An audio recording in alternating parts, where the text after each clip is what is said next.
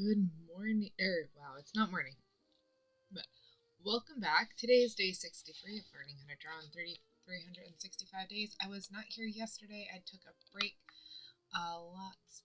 I took some time to do some reading and figuring out where we wanted to go next. Today I am only going to be doing some lines from Harding's lesson 1 because I'm having to monitor one of the people in my family to see if they have an apnea problem, and I need to be able to go and check on them periodically. So I can't stay too long here. So I was like, oh, might as well just get on, say hi, work on some lines because I didn't want to take 2 days off in a row. And so we'll do that, and then I'll just go for as long as I can before I have to leave. So I'm gonna just start with the lines, and then once I've got that settled, we'll continue to talk about the subtle changes that have been made, and that's another thing that I took time to do when I wasn't streaming. So, oh, that's right. I'm not using this anymore. Oh, I can't. I think I can. Let's see. The sweatshirt I'm wearing right now is really bulky, and I'm trying to figure out how I can go about wearing it and drawing at the same time. But I think since I don't have to worry about the ruler, it should be fine. I'm just making sure everything's straight before we get started. So I've started reading some of the Leonardo book, and it gets into the different types of mediums and stuff he used, and they kind of break up what he did into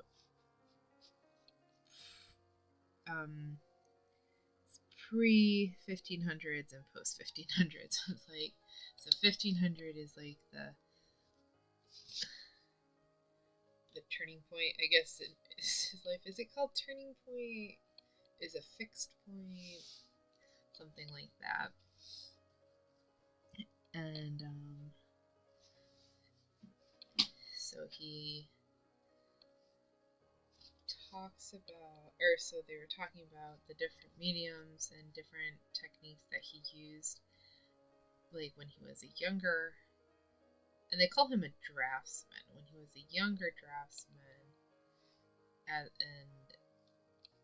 as he matured. And it seems like he really paved the way for the different mediums used in his drafts. And I think they call him a draftsman because his contemporaries were all would have had a little bit of draft work, and then a lot of paintings where he has a little bit of paintings but a lot of draft works. And then they also said that he was completely unorganized in his drawing, where he would work on multiple different things in one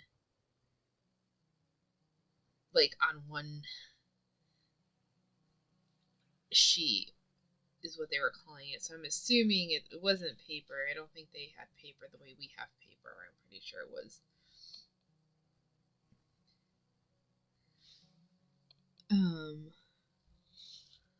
a little different.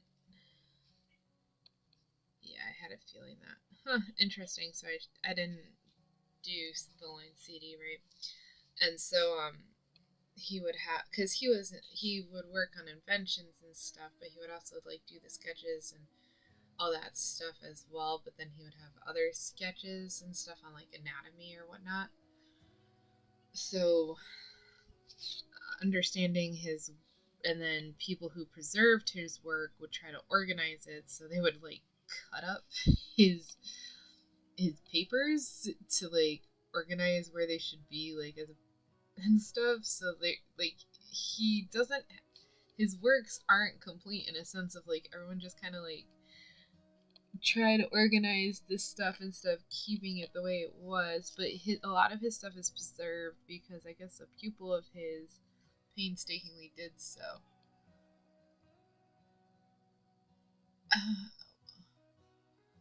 I got a really weird notification on my computer that said something's already up to date, and I was just like, okay, so then why is, like, I didn't try. Oh, what am I doing? See, I'm going back to how I used to draw the things. Let's just move this over here. I only need it in case I need to check something.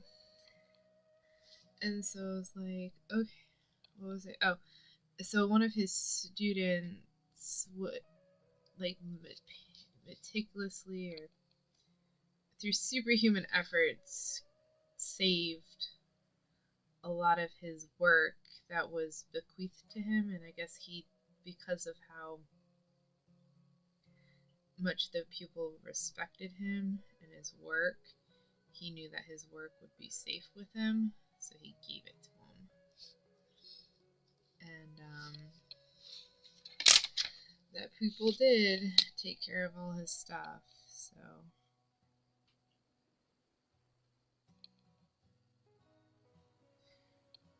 But that's why, so people aren't sure if the reason why there's so much of his drafts and not, like, why he has, so it's unsure whether the Leonardo's had more drafts than his contemporaries or just more of his drafts survived because of this pupil versus his contemporaries, or it's just he preferred drafting as opposed to painting. And I hope I'm saying that right. I just kind of reading it quickly because of everything going on today. I was like, oh, I got a minute, and then I was like, oh, this is interesting, but I gotta go do this, so I'll have to reread it and I'll let you know if I gave the details correctly. Okay. But one of the things I was also reading about is I really am gonna have to try to find more time to do this. So I think what's gonna end up happening is I will, like, I only have time to stream for like an hour, but I'm definitely gonna have to start practicing and doing this stuff off camera. I really wanted it to be something where this was on camera, you guys could see the way I progressed, but what it's gonna end up being is I do some work off screen, and then through the community tab I can, like, post the pictures and be like, oh, this is what was worked on today type of a deal, and then join, like, just kind of just start using the tab a little bit more. I think that'll be the best way to progress forward until I have the ability to do a little bit more. So I think you'll notice on my banner and also on the different screens the motto changed from I forget what it was. I should have saved it. Shoot. I think it was make mistakes, having fun, and something like that.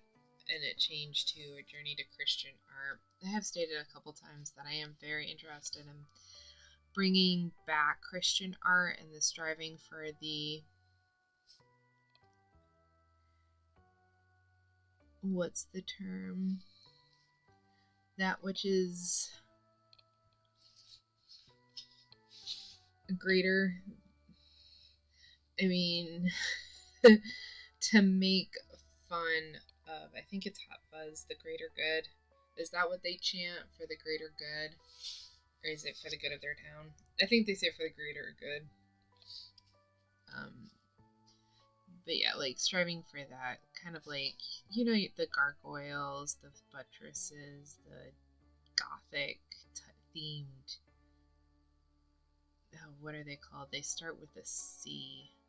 Cathedrals.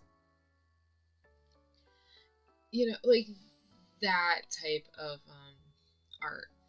I want to bring back. And I don't know, like, not bring back in a sense of like people have stopped doing it. I think lots of people have. I think there are still artists who do that type of art and work and stuff. It's just I want to make it like bring it more into the light, I guess, more into the popular culture, bring it back into like regular everyday culture. Sorry, I'm striving to explain it the best way I can. And why is it important? Because the art that inspires, right? The art where you look at it and like even now people have like theories or are still like basing stuff off of it. And of course it's Leonardo da Vinci's Last Supper. I mean, for as much as the the whole I wouldn't know the right adjective to describe what happened in the Paris openings of the Olympics, but I mean, whatever that was, it was still inspired by the Last Supper, right? Like even in forms that cause people to wonder what the underlying reason for it is, it still inspires. And when was it drawn and what is it about? And so what other paintings inspire? I mean, the Four Freedoms of Norman Rockwell. What are those freedoms based off of? Those freedoms are based off of Christian concepts, constructs. So it's just like there's not a whole lot. There is more Christian art that inspires, that like gets people to want to go back and study it time and time again and stuff like that. There's more of that than there is of non-Christian themed art. And I'm not saying that they're not studied and they're not used. Like, I know the ancient Greeks, their techniques and their artwork are still looked at and stuff. What I'm talking about is I think I've made it. I kind of lost the train of thought because I think I've said it a couple of times, and I was just like, I don't know how to say it any differently than how I've already said it. Like,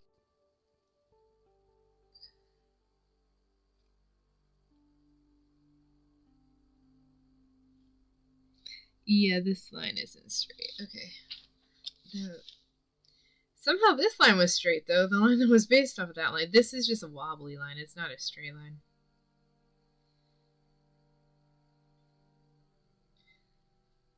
But there is something to be said. I've been listening to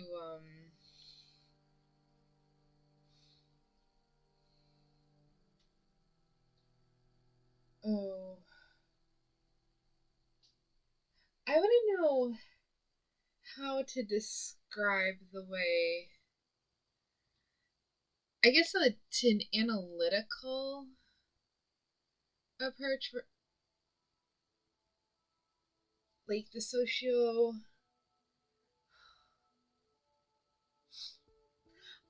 I'm actually gonna put that on pause, what I was gonna talk about, and come back to that on a later day because I'm gonna need to go back and reread, or not reread, re-listen to the way that it is described, because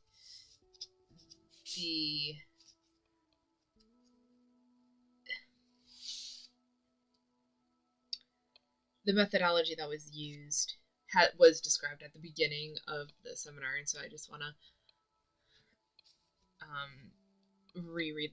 I want to re-listen to that so then I can tell you guys what it is. instead of botching it up with my like really bad comparison of what it is. It's like, why not just use his words to describe what it is that he's doing? So I will do that later. And my pen just decided it didn't like the way I was holding it again.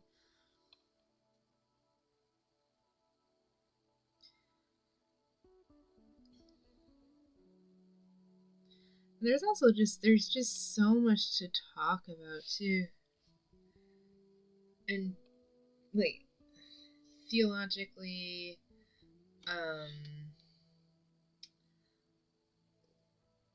living just living in general. It's I really did. I grew up as a Christian in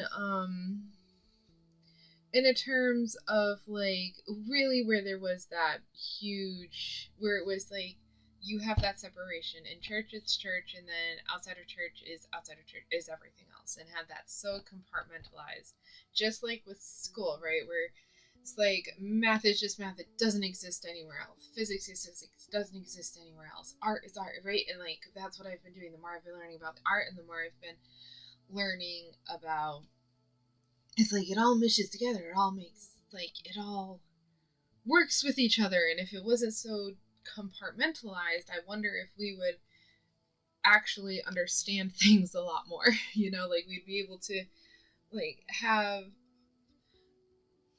kind of be more like Leonardo da Vinci, right? Who was an inventor, was a scientist,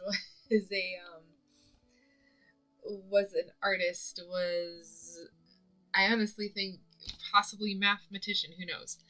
Like definitely a writer. Oh my gosh. He writes so much on his drafts. So much.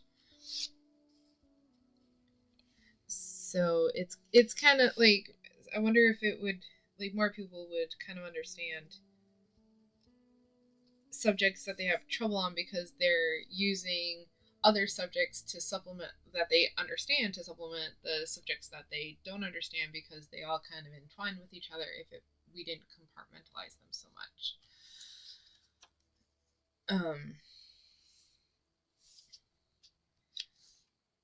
Because like I said, like if I had understood that frequencies and vibrations and notes and everything were all connected, like I was really good at understanding mathematical concepts. I'm not really good at keeping track of the numbers, but I understand the theories behind like the different, or I used to when I was studying it. I could remember the theories better than I could remember the way the numbers worked.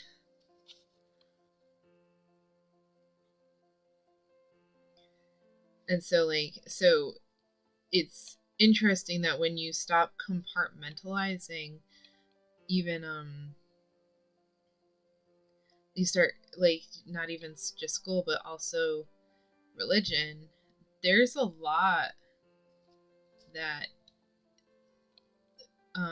crosses into a lot of things. Like you say, I want to be a virtuous person, or I want to be a moral person. It's like, yeah, but what are virtues? What are morals? Where do they come from?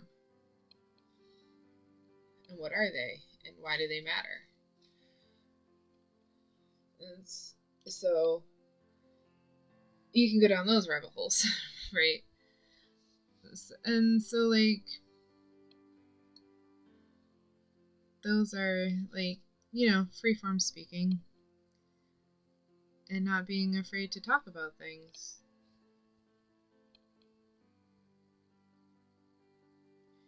And not being afraid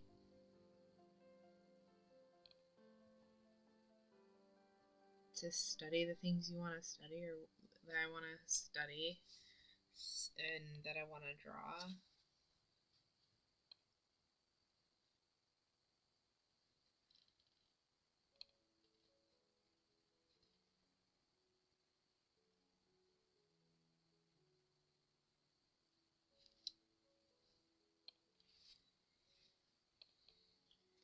I do have a story.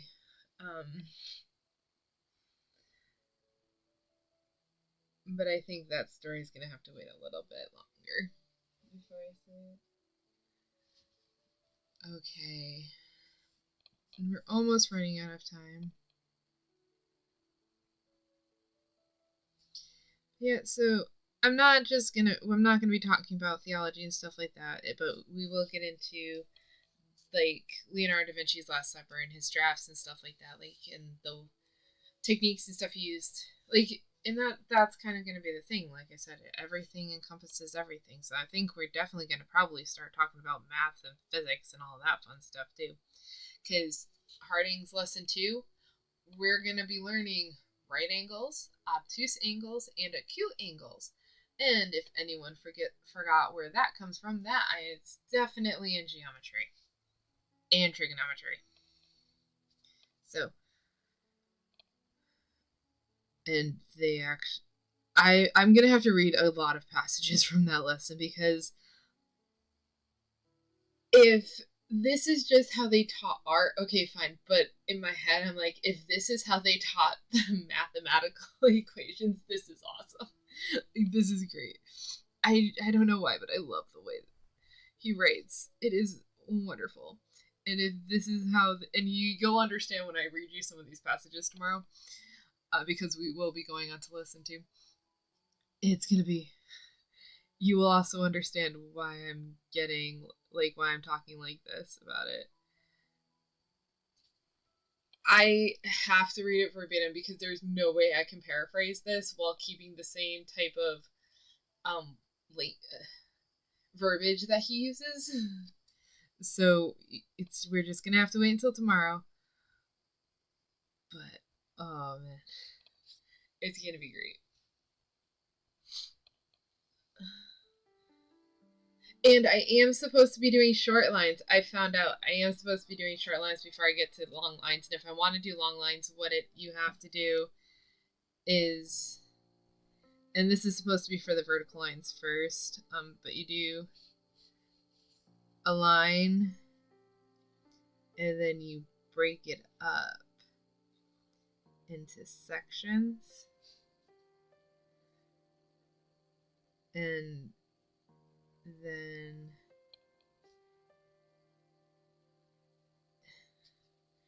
you have your longer line, and then once you get used to doing this, you will eventually just be able to connect them. But this is how you do your long lines. So it's good that I've only been trying to practice short lines. What I should have done, and I didn't think about this, is I should have read through the book first, because it seems like there's a lot of points that he makes, because he's trying to break down the lessons so that you're able to follow them and stuff, but there's stuff that you can use that he talks about in later lessons that you can use for the earlier lessons, because I think he's doing it as a supplement. He wrote this as a supplement to a student who has an actual teacher. So he's expecting the teacher to be like, hey, make sure you're only doing the short lines. Like, we'll work on this later on. So it's like, okay, if I knew that going on later, be like, oh, okay, so I'm only going to worry about this aspect now, because I know that later on this aspect is going to show up. So, I would absolutely love to do that, but this is where we are now, so would never be able to read through the book before tomorrow, because I mean, if I had the 24 hours uninterrupted, I would be able to definitely read it, but that's not how. And my torso is fighting with my elbow, and I'm leaning. Let me check to make sure that's straight, because I was kind of going off those lines, which I shouldn't have, because I didn't check to make sure those lines are straight, and they're not. They're definitely angled upwards and downwards. And this one's angled. Yep, it's angled. Pretty bad, too.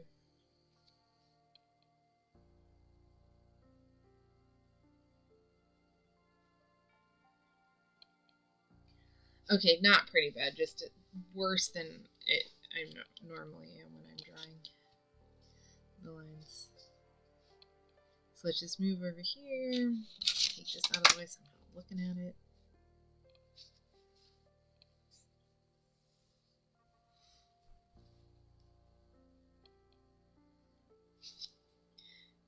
Not moving the notebook.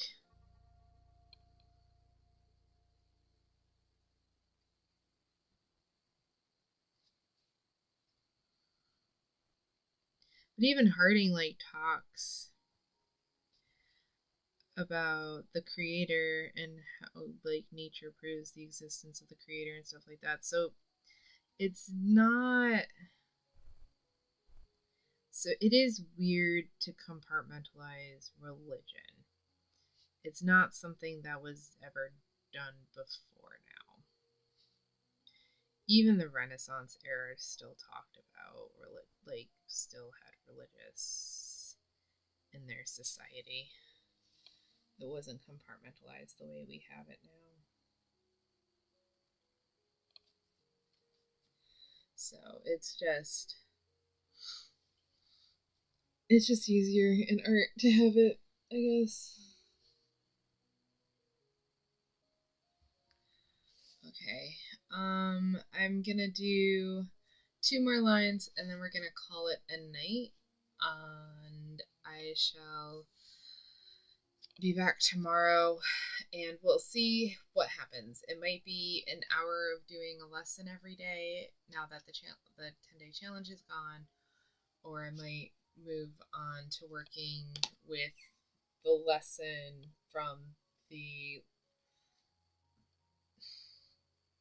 classical art in an atelier. It's a French word and I don't know French. I cannot pronounce French words.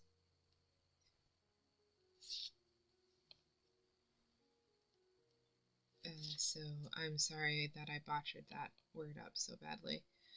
So I'm still trying to decide that. If you guys have any opinions on what you would like, how you would like the next group of streams to go, please let me know. That is not right. Okay, yep, alright. I definitely have to go. Let's see how quickly I can try these lines.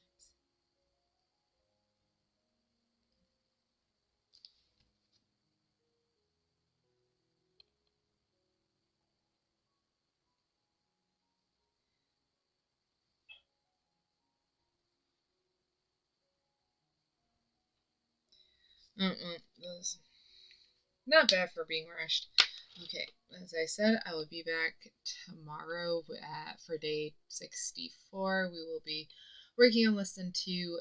In the comments below if you would like to see me start working on the lesson in the classical drawing, where we're copying a draft work from a master artist, Leonardo da Vinci, or if you would like to, or if you think it's better just to do an hour of the lesson every day.